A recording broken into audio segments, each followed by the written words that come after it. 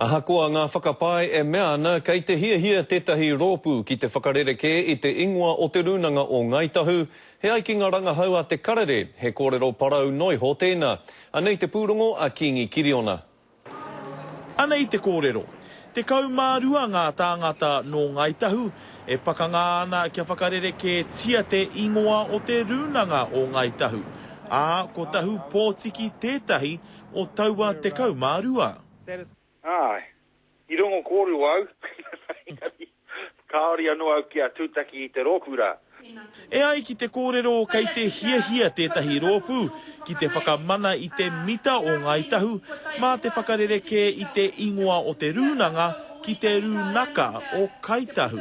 Te rapea I te mea ko tini te ingoa o Wanganui ki Whanganui. Personally, I don't have a problem with people using the K or flipping from the K to the NG, but the official title is Te Runanga o Ngaitahu, as per the Act. E ai kia James Daniels, kei runga I te poari whakahaere I te runanga, I te wā I whakaturetia te whakataunga a te iwi, ko te runanga o Ngaitahu kē te ingoa I whakamahia.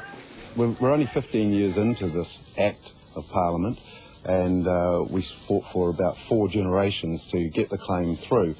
Waiho tērā te runanga o Ngaitahu ki te pepa, ki te ture rānei, hei tōna wā mā te iwi e tini te āhua nei o tō tātou reo. Kingi Kiriona, te karere.